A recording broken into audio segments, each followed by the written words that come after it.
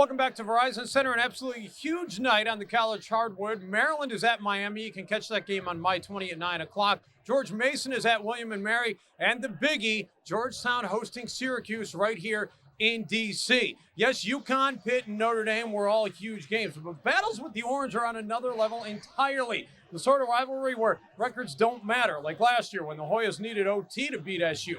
So it's merely icing on the cake that this time, both teams are nationally ranked. I get a chill in my body, like when we're about to play Syracuse. I don't know where it comes from. I don't know if it's because I'm from New York and I didn't go to Syracuse, but I don't get the same feeling against St. John. So I don't know what it is, but it's a chill that comes over me. It's a big game, and I'm from the area, so I know about the whole Georgetown-Syracuse rivalry. So I'm anxious for the game. I'm anxious to get out there and play.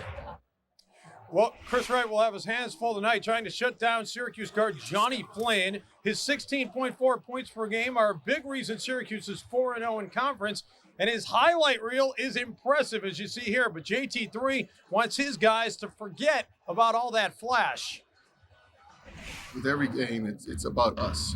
It's more so about our execution at the offensive end, at the defensive end. It's about us doing the things that we want to do, that we should do, that we need to do, than to worry about the opposition. If we do what we should do, how we should do it, regardless of who the opponent is, this group that we have this year will be okay. Well, the Hoyas hope to send their fans home from Verizon much happier than the Caps did last night. The Redshirts were outplayed and outworked by a struggling Edmonton team in a game which left Bruce Boudreau wondering where his stars have disappeared to. You don't expect them to go great for 80 games, but you don't expect your best players to all go at the same time. And for us to be successful, we need our best players playing good all the time, or as much as possible. Alex Ovechkin and Nicholas Backstrom have combined for just 1 point in the Caps' three-game losing streak, which matches their longest of the season. They are in action again tonight at Pittsburgh, and the Wizards on the road against New York. That does it from here. Let's get it back to the studio. Dave, thanks. Make room, Tony the Tiger. Olympic swimming champ Michael Phelps is taking over the cereal aisle. Look for him front and center on the Frosted Flakes box now. The record-setting gold medal winner unveiled his partnership with Kellogg's today in Baltimore. The ceremony was held at the pool where Phelps trained to make history. Fox 5's Dave Benz went one-on-one with the swimming star. How many bowls of these a day do you need to meet your, 9,000 calories? You got to do the math. 150 with the milk, and I did bring milk, by the way. So 12,000 or 10,000 calories. How much milk do you like? Don't ask me about the math. I'm bad at math. Let's hope his accountant isn't, because Phelps is eating up money-making endorsement deals for breakfast. Literally. Who's more famous, you or Tony the Tiger? I don't know. I have no idea. And now Phelps breaks a world record in the 200 IM. When you first came to this pool, however many years ago it was, could you in your wildest dreams imagine you'd be sitting here eating Frosted Flakes with your, picture on the cover next to Tony Tiger? I'm really living a dream right now, and I had no clue what it was going to be like. Just trying to ride the roller coaster. Is it?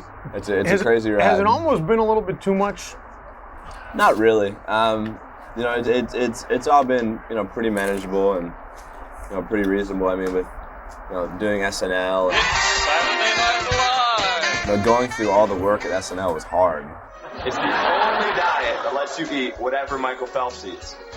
And as you can tell, it works wonders for me. Rehearsals, dress rehearsals, making sure the wigs fit. It's like everything. You go through the script. I remember sitting at the table and reading through like 60 different scripts in like 5 or 6 hours straight. What's next for you when you get done with all these media junkets? And I'm sure it's going to involve getting back in the pool, but not getting in the water yet. Come on now. I think the biggest thing for me right now is really just trying to settle back in, trying to have some normality in my life. I'm not sure if it's possible, but... Ladies at home want to know, girlfriend? It's private. Come on now. All right. It could be a yes, it could be a no, but I have to keep something that you guys don't know. There's only a few things you guys don't know about me, and I got to keep that stuff. You were at about 9 calories, by the way. I got 1,000 more smoke balls to go. Thanks for the time, Michael. By the way, that was just a portion of Dave's Breakfast with Phelps. You can see the entire interview on myfoxdc.com. That's pretty cute, though, you know? Very cute. He's got to eat a lot of bowls of Frosted Flakes, though. Oh, he's a busy man these days with all those endorsements. And apparently his sister was just up the street yesterday at some event at a clothing store. So it was in the Post this morning. So even her sister is getting a lot of notoriety, too. The Phelps family keeping busy out there. And speaking of folks keeping busy, you're keeping busy keeping an eye on all these storms. Yeah. All right, when you need someone to do the heavy lifting, don't always look for the big guys. There's a little lady whose weight barely hits the triple digits herself, but she can hold a lot her own and a lot more. Fox 5's Dave Benz checked out her display of power. Dave, I hear she has an incredible story. You got that right. When I first heard about this 45-year-old Virginia woman who'd been chosen as one of 12 Americans to represent the U.S. at the upcoming World Powerlifting Championships, my curiosity was piqued. When I learned she was 5'2" and could deadlift over 300 pounds, I knew I had to go do this story.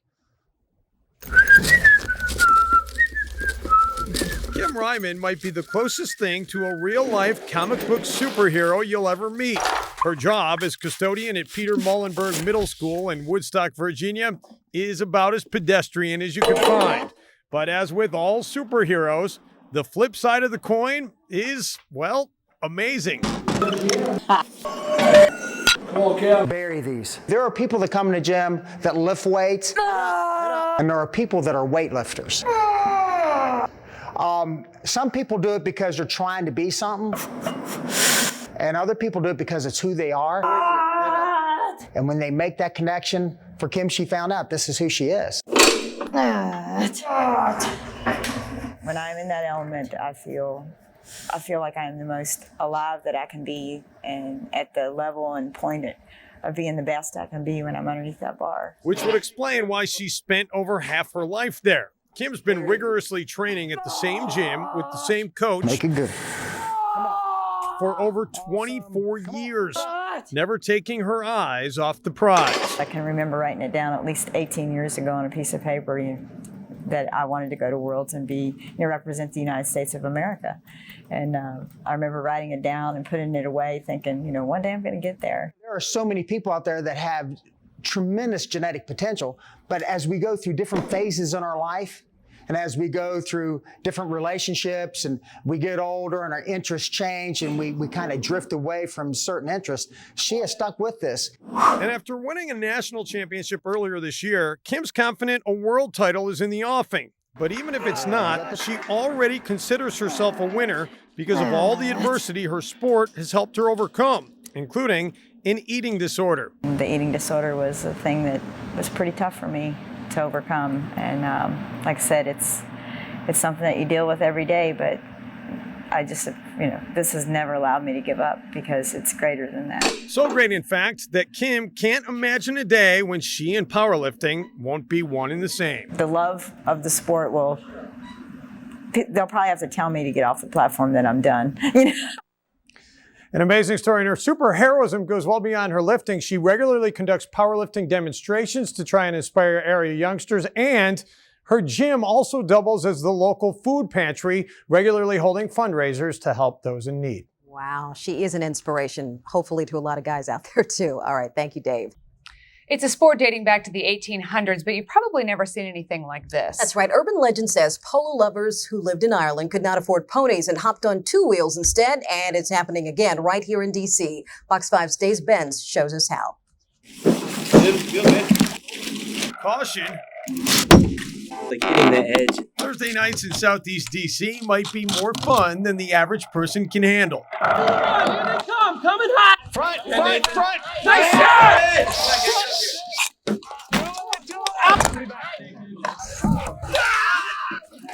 Stay back. What makes the sport so special is that it's not a kickball, and it's not a softball league. It's not got perfectly polished corners, everything neat and tiny, and a waiver that you got to sign at the beginning. There will be blood. That attitude has steadily been gaining attention. Oh, no go. They've been doing this for a couple years, and I think it was a core of 6-8 guys, barely enough to put on a game, and now you got to wait 20-30 minutes sometimes to get on the court. Hey, And it's not just the guys, there's also the girl. I've tried to get other girls to come out and play, and some have come and played a couple times, but not for more than like 1 or 2 games. Maybe it's that whole waiver thing. But that is half the fun. This goes on in every single city around the states now. I mean, every major city, you've got a group of people who are playing. So by coming out and practicing here, you could go and have something in common with people in other cities.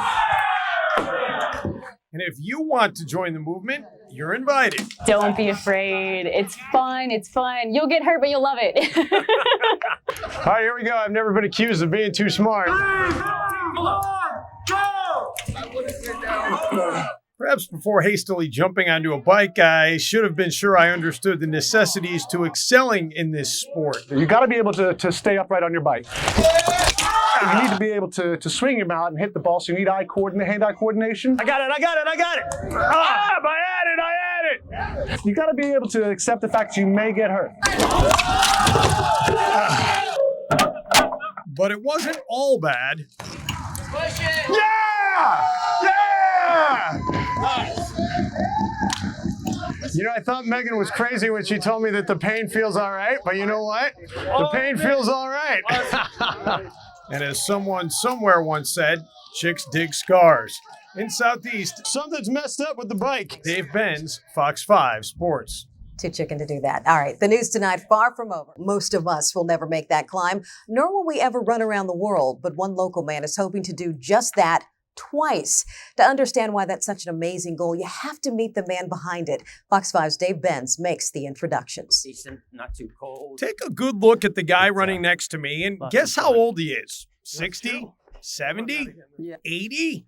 How about 82? But don't feel bad if you'd never have guessed that, because Bob Gralley neither looks nor feels his age. I feel about 45, maybe 50. You know, I feel good. I'm not sure how I'm supposed to feel.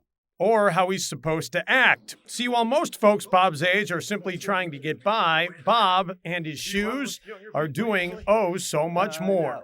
After I get 500 miles on a pair of shoes, that's about it. At least for that pair. Bob just keeps on running, something he's been doing for 37 years, and he's got the logbook to prove it. In another year and a half to 2 years, I'm hoping to have enough miles to say to myself that I've run twice around the world, equivalent thereof. That's 50,000 miles. Thus, the 6-mile relay leg Bob will run in Saturday's triathlon is but a drop in the bucket. And Bob's bucket is spilling over and drenching those around him. It's really a neat inspiration for us, to aspire to thinking, hopefully we can be in that great a shape when we're his age. And then for the other members to see, too, that, there's no boundaries for what you can do, even as you grow older. How long do you see yourself continuing to run, especially at this pace? That's a very good question. At my age, you live day to day, you understand? But as long as I enjoy it, I don't care. I'm down to a crawl. As long as I enjoy it, I'm going to keep it up. Well, listen, I got to tell you, Bob, you are definitely worthy of a salute because you're an inspiration to seniors everywhere. Even slugs like me from Parkville, Maryland. Dave Benz, Fox 5 Sports. Bob, wait up already. Bob is truly inspirational. It makes me feel really like, we'll talk about that later. Anyway, Bob is running in the Columbia Triathlon this weekend. He's also a former member of the 1944 Terps basketball team. He played half a season before going to fight in World War II. Seeing him run like that makes me feel like a big old lazy, You need to put those shoes on. We'll go running tomorrow. He is good. He's fast, and he looks great. That really is a testament to what exercise can do for you. But I wonder how his knees are. The Nationals are confident the new stadium will be ready to go by opening day. Not an easy task considering everything. Concession stands, the scoreboard, all out of the box, brand new. Well, almost everything. Dave Benz takes us to the ballpark. Movie Time News presents a new home for home. Dateline, RFK Stadium. Farewell, old stomping grounds. The ghosts of the Senators bid adieu to DC's longtime baseball home. Screech, the honorary master of ceremonies, as home plate departs RFK and is packed up and shipped out. 2.7 miles later, the plate reappears in the site of its new home, Nationals Park. For a few months there, I didn't know I'd ever see it, but it's quite special. Especially given the Nats' history at RFK. But this morning's change of address didn't come without at least a little nostalgia. I have a big place in my heart for RFK. It's going to be one day when they knock it down, I'll be sad to see it go. But we're moving on to bigger and better things, and this is what the city deserves and our fans deserve. If you're someone who just wants to sit and watch baseball for 9 innings, this will be as good a park as has ever been built, because you can see the proximity of the seats. You can see all the seats are angled to the action. Hardly the only improvement over RFK. Another big one is the Jumbotron, which will go from this to this. Hey, check it out. I'm on the big screen. Sweet. It's enormous. It's got that aspect, the new digital aspect that you'll notice, unlike some of the other square boards. It's a great way to watch a ball game. It really is. Only 26 days until we really know for sure. From Nationals Park, Dave Benz. Dave Benz, Fox 5 Sports. A lot of history. And now, Fox 5 Sports with Dave Benz. Well, a few weeks back, the Georgetown Hoyas needed overtime to beat Syracuse at the Verizon Center, a Syracuse team that, by all accounts, isn't real good this year. The Orange entered today's tilt at the Carrier Dome in 9th place in the Big East standings, but you just know when these two get together, it's not going to be easy for JT3 and co. We take you to the Cuse. 31,000 plus on hand, largest crowd to see a college hoop game this year. Georgetown, 12 first-half turnovers didn't help their cause. Syracuse turns one of them into points right here. Paul Harris the other way and one. The Cuse led by 21 at one point. They were up 16 at the break. But second half, here come the Hoyas. Get it to the big fella. Roy Hibbert plagued by foul trouble most of the game, but he gets the bucket and the deuce there. And Georgetown got as close as 5, but that was all she wrote. Syracuse then rolls. Paul Harris, 2 more of his career-high 22. 77-70, the Cuse wins. They've taken 8 out of the last 10 against Georgetown. All right, Maryland taking on Florida State. The Terps looking to pad that NCAA tournament resume, and Gary Williams early on getting a good effort out of his crew. Boom Osby, nice little hook inside. He had 14, but Florida State finished the first half in a flurry. Ralph Mims, 3 of his 26. Seminoles were up 8 at the break. This would be a bad loss for Maryland, but they get it going in the second half. Tied when Gravis Vasquez to Landon Milburn for the dunk. Vasquez 8 assists, also had 20 points. And then more Milburn a little bit later. This time, that is just big-time stuff. He had a career-high 18. The Terps go on to win by 10, 82-72. All right, baseball now, and day 2 of the Nats Spring Fling featured the first Melbourne appearance of prize free agent signee Paul LaDuca. The ink was barely dry on LaDuca's DC deal when his name was linked to the Mitchell Report in December. This morning, LaDuca addressed his ties to the report via a written statement. Here's what he said. In regards to Senator Mitchell's report, I apologize to my family, all my fans, and the entire community for the mistakes in judgment I made in the past and for the distractions that resulted. I am fully committed to being the best player and person I can be on and off the field for the Washington Nationals and the entire baseball community. I respectfully decline to comment any further on the content of the Mitchell Report. All right, from that, we go to boxing. Tonight, Kelly Pavlik and Jermaine Taylor 2 live at the MGM Grand. Now, this bout is a mandatory rematch after Pavlik shocked Taylor last September in what many thought was the fight of the year. And following yesterday's weigh-in, both men seemed ready to deliver yet again.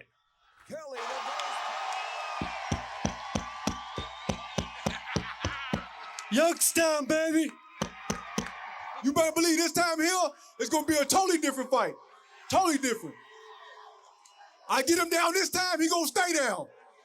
Believe that. We shall see tonight. By the way, Daytona 500 tomorrow. Coverage begins 1 o'clock right here on Fox 5. Okay, that's going to do it for us at 5. We're back tonight at 10. Baseball's steroid scandal took center stage on Capitol Hill today. Star pitcher Roger Clemens and his accuser, former trainer Brian McNamee, testified before a congressional committee about accusations of steroid use, documented in the Mitchell Report. Both men stuck to their stories. During the time that I worked with Roger Clemens, I injected him on numerous occasions with steroids and human growth hormone. I'm not saying Senator Mitchell's report is entirely wrong. I am saying Brian McNamee's statements about me are wrong. Let me be clear. I have never taken steroids or HGH. Two very different statements, both men under oath. Fox 5's Dave Benz covering the steroid scandal live on Capitol Hill tonight. Dave? Well, Laura, both men were reminded they were under oath multiple times during the session, which lasted over 4.5 hours. And ultimately, we have more questions than answers. And neither McNamee nor Clemens escaped Capitol Hill today without their credibility being called into question. It's impossible to believe that this is a simple misunderstanding. Someone isn't telling the truth. And with that, today's marathon hearing was underway. And it didn't take long for the committee to begin chipping away at the credibility of both men, beginning with Brian McNamee. I told federal investigators twice that Roger and Andy had nothing to do with it. Is that right? Yes, sir. Is that a lie? Yes, sir. Okay. You're here to tell the truth.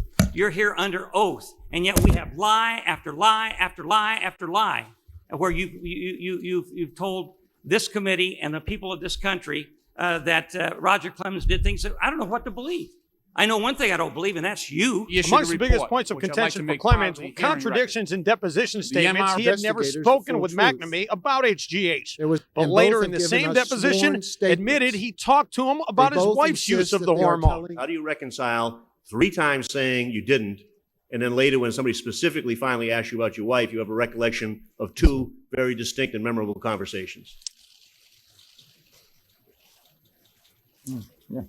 Yeah. Another chink in Clemens' argument surrounded his initial refusal to speak with Senator George Mitchell. We were informed by Major League Baseball that all communications with current players, such as Mr. Clemens, had to go through the Players Association. Those were the union rules, and we played by the rules.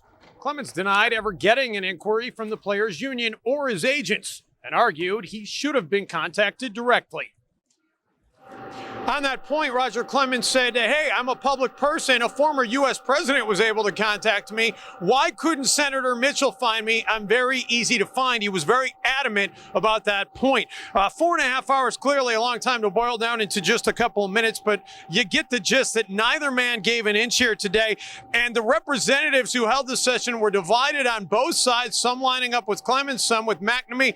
But Senators, or I should say Congressman Davis and Waxman, both in the post-session interview did express an endorsement of Brian McNamee as being more believable. Laura? Yeah, it was a pretty riveting hearing up there. Dave, what about the physical evidence from McNamee? Syringes, gauze pads supposedly had Clemens' DNA on them. What's the status of that evidence? That is right now in the hands of federal prosecutors, and there's been no decision as to whether or not that will be taken any further. Clearly, the government has a decision to make on all that, Laura. All right, Dave, we will be watching. Thank you. Today's hearing, by the way, closes out the congressional investigation on steroids in baseball. It's now in the hands of federal investigators, and they will decide whether they want to pursue perjury charges against either Clemens or McNamee. Today's hearing took 4.5 hours, and like 2 years ago, reputations were tarnished. Dave Benz was on Capitol Hill this morning and had one of the best seats in the House. Dave.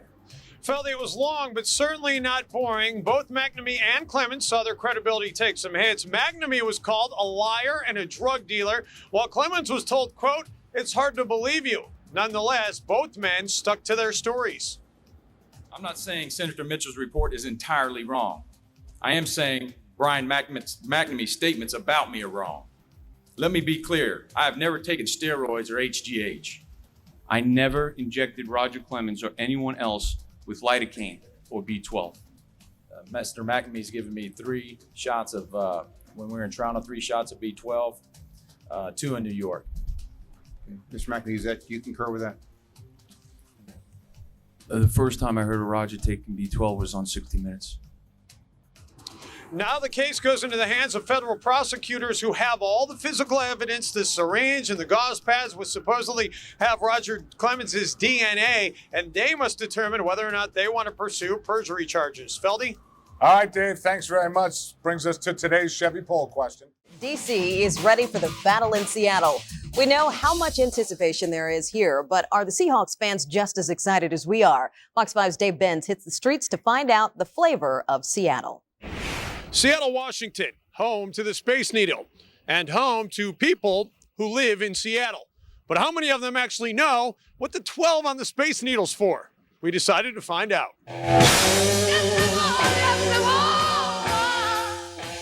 We're we're just wondering, can you tell us what the 12 on top of the Space Needle's for? I think it means the 12th month. Is it working down to the first month? Is it? I don't know. We have no idea. No idea? We were just We asking thought as maybe we it were was timing up. football, but we don't know. I'm actually not sure. I just noticed that a couple minutes ago. Do you really know what it means and you're just joking or? Clearly, you know what the 12 is for. The 12th fan. Yes. Okay, and what is that? It's the unknown 12th person that evidently is supporting the Seahawks for the playoffs. Why a 12, though? You know, I'm not a big sports fan, so I probably shouldn't say that on TV, but I don't know. I'm sure you guys know, and we should know. There was a group of people down at Questfield, I guess yesterday, signing the 12th man flag.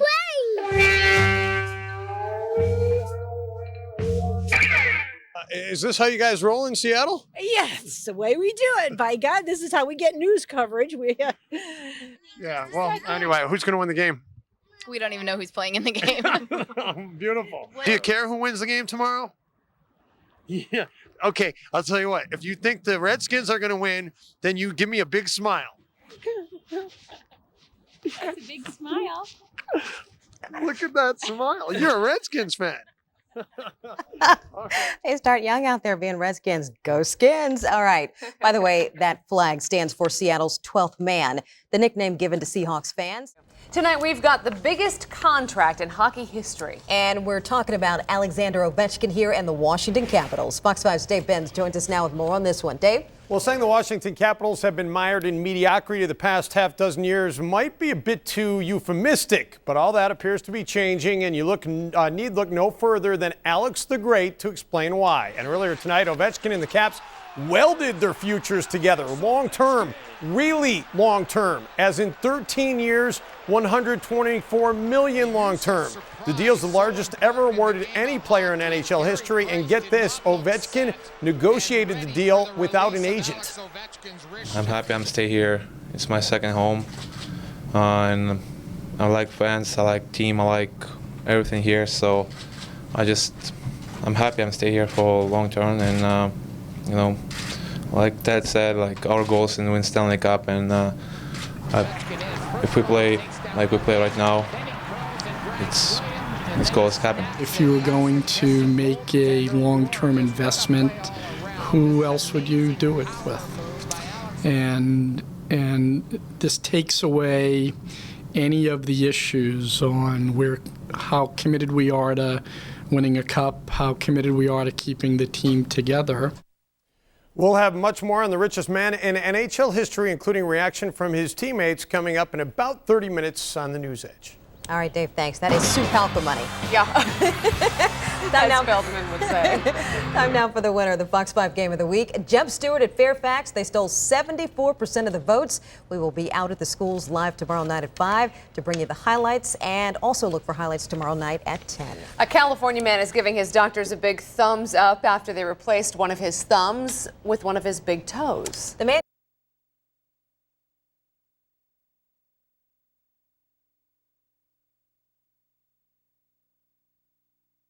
And now, Fox 5 Sports with Dave Benz. Well, this was the scene earlier tonight at Verizon Center as the Washington Capitals introduced Alex Ovechkin as the richest player in NHL history. Ovechkin doesn't wear suits very often, but when you've just signed a 13-year, $124 million contract and secured your long-term NHL future, you can afford to dress nice. I'm happy it's done right now, because when you read newspaper, when you heard some friends tell you like where you're going, and you know you try to concentrate not about the game, about the situation, because you know you never know like you're gonna be traded or something, you know. So right now I feel pretty good, and I'm happy. Yeah, he should be. He saved $7 million plus by not using an agent in negotiations. Now, Ovi's deal also locks up a bright future for the Caps organization. He and the rest of the team's young guns have accounted for just under half of the Caps' 118 goals this season, and they are starting to gel. It didn't take long for the word of the deal to spread. At the Caps Verizon Center Fan Fest tonight, both players and fans were pumped to learn number 8 is staying put. Though one teammate did vent some frustration over the league's 04-05 salary-driven work stoppage. I just look at it like, what do we have a lockout for? I mean, it just seems like, there's even more money being spent now on players, and it seemed like we wasted a year in a lockout. But I mean, that's the way the cap is set, and all the power to Alex. I mean, he's a terrific player, and I mean, if anybody deserves it, he does for what he does for this team.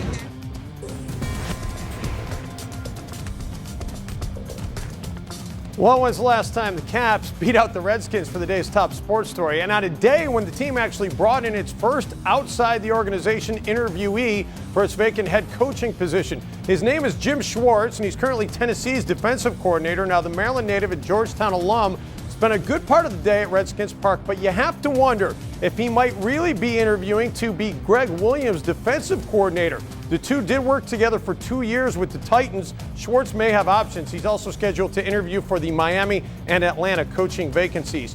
The skin search has been such a hot topic throughout the district. Even the Washington Wizards are chiming in on who they think Daniel Snyder should add to the payroll. I've heard some of the names. Bill Cowher would be cool. Or, the coach that's there, Greg Williams. I know the guys love him. So, I'm sure Mr. Snyder will make a great decision. I'd like to see Greg get it. I really would. He wrote me a few cards, so I'm in his corner. But I think the players respect him. I think he's done a great job in his role, and I think he's going to be ready. I really like Greg Williams. There you go. We began the Sportscast with history. We end with history. Rick Majerus and the St. Louis Billikens tonight at the Smith Center taking on George Washington. And are you kidding me? St. Louis couldn't throw it in the ocean. They scored 20 points tonight. 20. The lowest total since 1986 when the shot clock was brought into college hoops. This was horrendous. A new NCAA modern era record, also the lowest point total ever at the Smith Center. By the way, GW won 49-20, but actually I think you really could say St. Louis lost. I think the five of us in the studio could have beaten St. Louis tonight. I could have beaten St. Louis by myself. All right, you got game, girl. Yeah, I got game. All right, thanks, Dave.